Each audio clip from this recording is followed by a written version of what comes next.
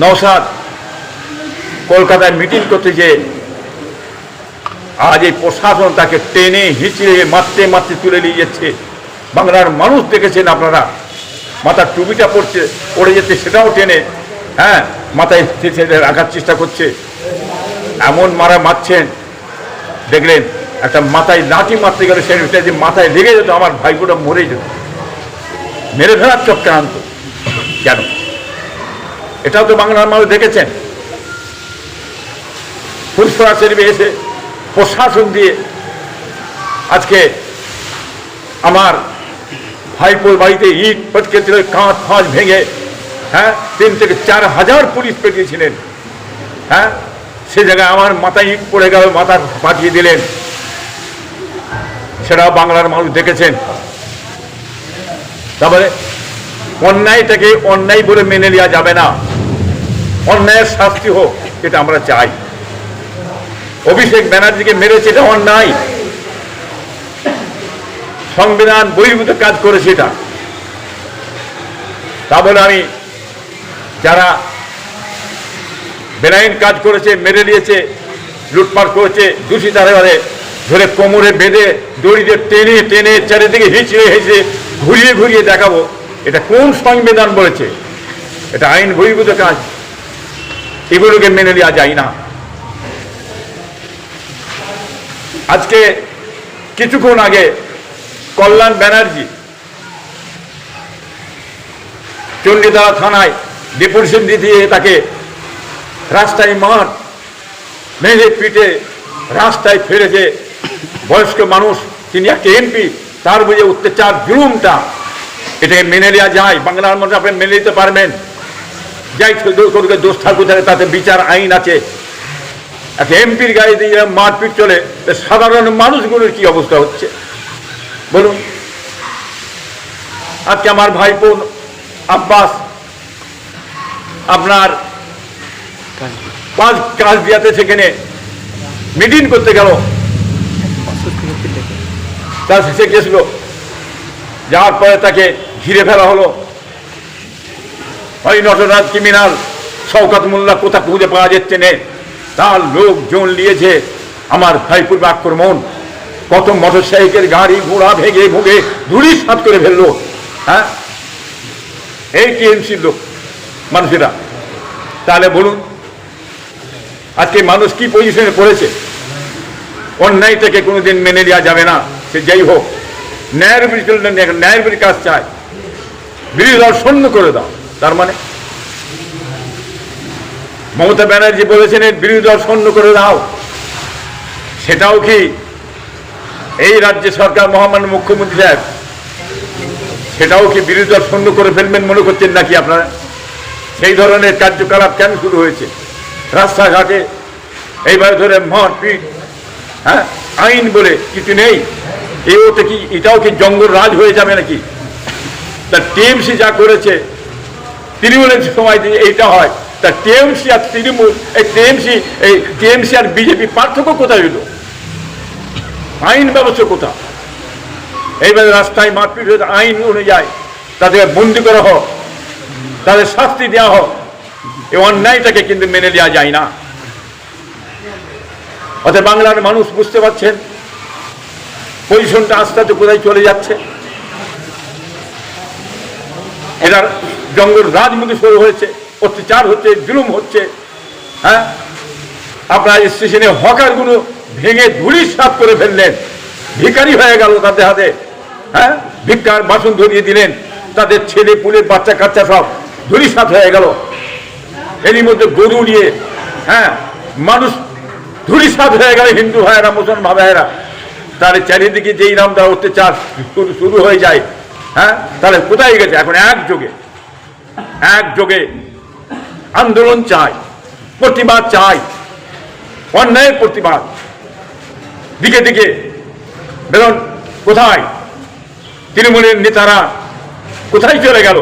আজকে এর আগে টাকা নিয়েছেন, খেয়েছেন, মানুষের অত্যাচার করেছেন, নিজের স্বার্থ সিদ্ধির মধ্যে কাজ মিটিয়ে নিয়েছেন। এখন বিজেপি সরকার এসে গেছে বলে সব গা ঢাকা দিয়ে আড়ালে ঘুরে বেড়াচ্ছেন। কেন?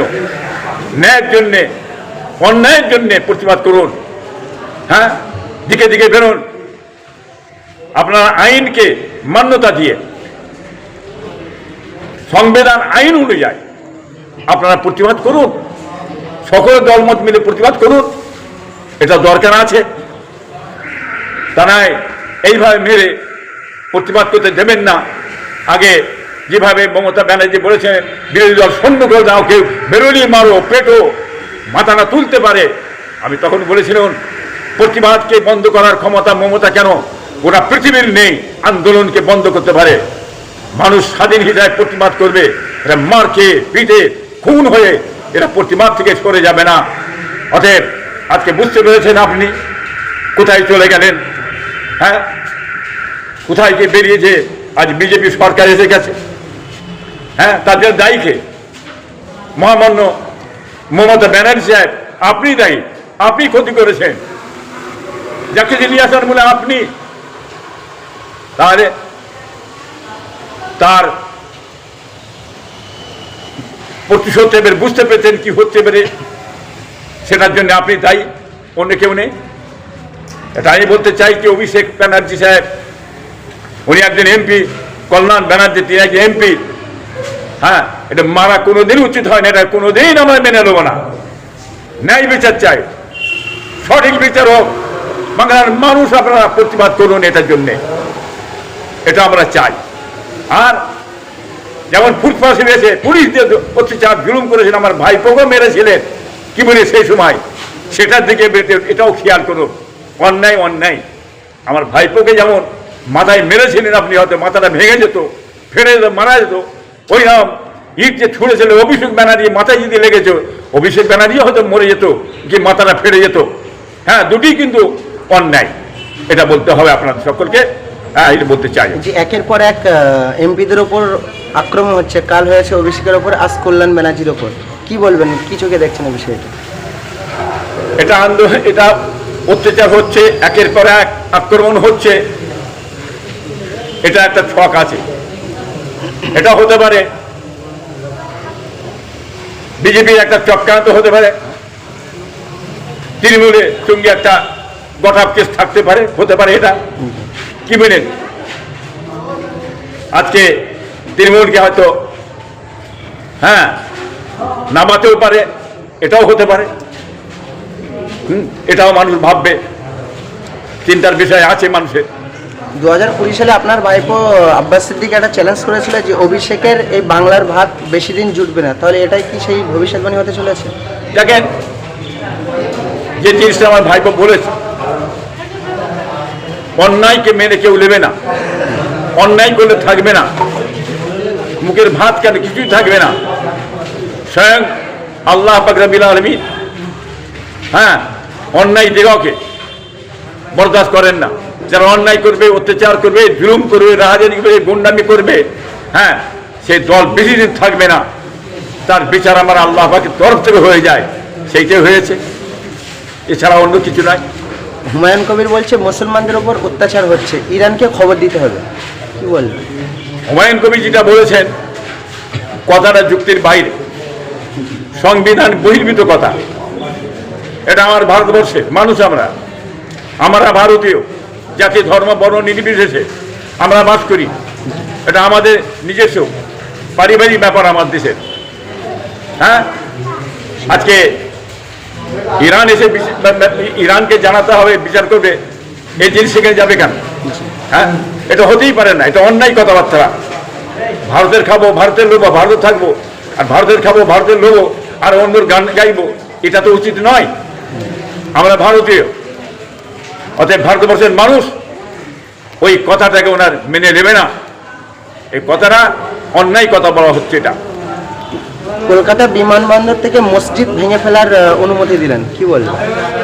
দেখুন, যদি দেশে মসজিদের প্রয়োজন ভাঙাতে দরকার হয়ে থাকে, দরকার পড়ে থাকে, সেটার জন্য যদি আপনার ভারতের উপকার হয়, দেশের উপকার হয়,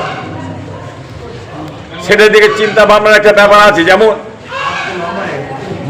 বাবরি মসজিদ বাদশাহ বাবর তৈরি করেছিল, সেই মসজিদটাকে দখল করে নিলে সেটা ন্যায় অনুযায়ী লাইনে, সংবিধান বিধান অনুযায়ী লাইনে, সেখানে কোর্ট রায় দিলে দখল অধিকারী হিসাবে রায় দিয়ে দিলে, এটাও সেই রকম হয়তো দরকার পড়েছে দিতে পারে, কিন্তু এটা তো অনেক আগে তৈরি, তখন তো এই প্ল্যাটফর্ম তৈরি হয় না, এর অনেক আগে তৈরি হয়েছে, বুঝলেন না, এটা পরে তৈরি হয়েছে। তবে আইন বলে একটা জিনিস আছে, সংবিধান বলে, তা আইন ছাড়বে না, আইন একদিন বুঝে বের করে নেবে। মুসলমানদের টাইট করতে গেলে মুসলমানদের দোকান থেকে কিছু কিনবেন না বললেন বিজেপির বিধায়ক অর্জুন সিং, কি বল? দেখেন, অর্জুন সিং কিন্তু বলতে পারে কথা, মুসলমানদেরকে টাইট দিতে গেলে মুসলমানদের দোকানে কিনবেন না, কথা খুব সুন্দর বলে দিয়েছেন, বলতে মজা লাগে, লাইসেন্স নেই তো মুখের। তা মুসলমানরা হিন্দুদের দোকানে যদি কেনাকাটা না করে, না খায়, কাপড় থেকে চুপুর থেকে জাকুতি যদি না নেয়, আপনার দোকান টিকবে তো? দোকানে নম্ফ জ্বলে যাবে, বাতি জ্বলে যাবে, ও দোকান চলবে না। ওইরকম লম্বা চওড়া কথা বলে দিয়ে বিভাজন করতে যাবেন না, বিভাজনের রাজনীতি চলে গেছে, গরুলিয়ে বিভাজন করতে গিয়ে গরুর রাজনীতি মিটে গেছে, সেটা বুঝতে পারছেন মহামান্য মুখ্যমন্ত্রী সাহেব, কি বুঝলেন? তা আগামীতে কি রাজনীতি করবেন? আবার দেখেন, মসজিদ ভাঙা, মাদ্রাসা ভাঙা, ইসলাম বন্ধ করা, রাস্তায় ধরো মাথায় টুপি দিয়ে যেচ্ছেন, এই বোস্তা পেয়ে চলে যায়, এসব নতুন সব বের করেন রাজনীতি কথা, এতে পেট ভরবে না। ধর্ম নিয়ে রাজনীতি বন্ধ করুন, কর্ম কোথা? কর্মর কথা বলছেন না কেন? এইসব করে দিয়ে আপনি ঢেকে যে মোদি, প্রধানমন্ত্রী সাহেব, উনি বিভাজন করে করে এত বছর চালিয়ে এলে, পশ্চিমবাংলায় কি এই কথা বলে আবার চেলি নিয়ে যাবেন নাকি? পশ্চিমবাংলায় এসে যে মানুষ চেয়েছে আপনাকে, বিজেপি সরকারকে নিয়েছে মানুষ, নিজে অত্যাচার জন্য বাঁচার জন্য নিয়ে এসেছে, আপনাকে এসেছে একবার চাকরি কোথা? চাকরি, শিল্প, কর্ম, কৃষি, শিক্ষা কোথায়? আপনি এদিকে হাত দেন, এগুলো করুন, ওসব বন্ধ দেন, ওদিকে মাথা মেরে কিছু হবে না। বাংলার মানুষ, এটা বাংলার মানুষ, এরা সবাই জানে, পশ্চিমবাংলার মানুষেরা সবাই জানে আপনি কি করতে চাইছেন। এই একটা গুঁতোতেই সব বুঝতে পেরেছেন, কোথায় কি হয়েছে না হয়েছে বুঝতে পেরে গেছেন আপনি। বিজেপি লক্ষ্মী ভান্ডার বদলে অন্নপূর্ণা ভান্ডার চালু করছে, সেখানে দেখা যাচ্ছে অন্নপূর্ণা ভান্ডারের 12 পাতা ফর্ম ফিল আপ, 12 পাতা ফর্ম ফিল আপ মানুষ কীভাবে করবে? এটা কি এনআরসি ফেলছে বলে মনে হয়? দেখেন, লক্ষ্মী ভান্ডারের পরিবর্তে উনি করছেন অন্নপূর্ণ মানে ভান্ডার করতে চাইছেন। 12 পাতা কি মানে? এটা করতে গেলে তো একটা একটা গ্রামে স্কুল করতে হবে, যে স্কুল করে তাদের শিক্ষা দিতে হবে, পড়িয়ে শুনিয়ে করে ফিল আপ করতে হবে। স্কুলও করা হবে না, 12 পাতা ফেলাবো হবে না, অতএব টাকাও দেবে না। এই ভাঙতা ছাড়া কিছু নয়, বলে দিচ্ছি আমি এখন। টাকা পাবে না, যারা করবে এটা তারাই কিন্তু বিপদে পড়বে, এটাও আমি বলে দিলাম। তাদের ওই ক্যাম্পেন একদিন যেতে হয়, এটা আমি বলে দিলাম। 14 গোষ্ঠী সবার নথি চাইছে, এমনকি কারো যদি নতুন বাচ্চা হয়ে থাকে তার নথি চাইছে। সমস্ত নথি মানে সব তো নথি চাইবে, কোথা কি আছে না আছে তার মানে কি? এত নথিপত্র কেউ দিতে পারবে না, টাকাও দেওয়া হবে না, এইটাই তো পলিটিক্স। এটা কি বাংলা মানুষ বুঝতে পারছেন না? মমতা ব্যানার্জি সব দিয়ে দিয়েছিলেন, এত এত এত সব মানে 12 পাতার খরচা চেয়েছিলেন কি? তিনি তো দিয়ে গেলেন। তেনার ভুলের জন্য আজ এই মমতা ব্যানার্জি ডুবেছে, ওনার ভুলের জন্য শেষ হয়েছে উনি নিজে, কি বুঝলেন? এটা মমতা ব্যানার্জি হাড়ে হাড়ে বসে আজকে বুঝতে পারছে। আমরা যেটা বলেছিলাম, আমাদের কথা সেটা উনি নেননি, ফেলে দিয়েছিলেন। উনি প্রশাসনটাকে কড়া রাখতেন, কি বুঝলেন? আজ তোলাবাজি, গুন্ডামি, রাহাজানি যদি বন্ধ রাখতেন, তাহলে মমতাকে আজকে যেতে হতো না। আজকে সেই কাজটা এই সরকার, বিজেপি সরকার এসেছে, আইনকে কড়া করে মজবুত করে ধরছে। যদি ঠিক মতন আইনকে মজবুত করে ধরতে থাকতে পারে, তাহলে আগামী দিনে কিছু কাজ হবে বলে আশা করি। থেকে থেকে দেখা যাচ্ছে যে বিভিন্ন মানুষকে ধরে বলছে যিনি বাংলাদেশি বলে তাদেরকে ডিটেন করে ডিটেনশন ক্যাম্পে রেখে দিচ্ছে, কি বলছে? দেখেন, যাতে যারা বলছে ধরে নিয়েছে এরা বাংলাদেশি, উনি নিয়ে কী করছে? বাংলাদেশে বর্ডারের আগে নিয়েছে, ইন্ডিয়ার ভিতরে বড় একটা জায়গা দিয়ে রেখে দিচ্ছেন, জড়া করে রেখে দিচ্ছেন। তারা খেতে পাচ্ছে না, পিনতে পারছে না, হাঁটতে পারছে না, মধ্যে বিপদে পড়ে গেছে, কঠিন বিপদে পড়া আছে। কেন অত্যাচার করছে? আপনি যদি বলেন ইন্ডিয়ার বাংলাদেশি পাঠাবেন, বাংলাদেশ সরকারের সঙ্গে আপনি আলোচনা করুন, কথাবার্তা বলুন, বলে পাঠিয়ে দেন। আপনি তো পাঠাতে পারবেন না, আপনি পাঠাবেন তারা তেড়িয়ে দেবে। আপনি যখন এতে করে জোর করে বাংলাদেশে পাঠিয়ে দেবেন ইন্ডিয়ার মানুষকে, ইন্ডিয়ার নাগরিক দিকে, তখন বাংলাদেশ কি করবে? তারাও দেখবে ইন্ডিয়া থেকে যারা এসেছে, আমার বাংলাদেশে এসেছে, কি বুঝলেন, তারাও কি করবে, ইন্ডিয়া তাদেরকে পাঠিয়ে দেবে, বুঝলেন, তার কিরম হবে, জিনিসটা জমবে।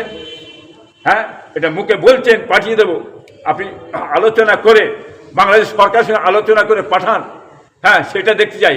কিন্তু পাঠাতে গেলেই জানবেন আপনি, যারা অনুপ্রবেশকারী বাংলাদেশে গেছে ইন্ডিয়া থেকে, তারাও কিন্তু বাংলাদেশে পাঠাবে, এটাও মনে রেখে দেবেন।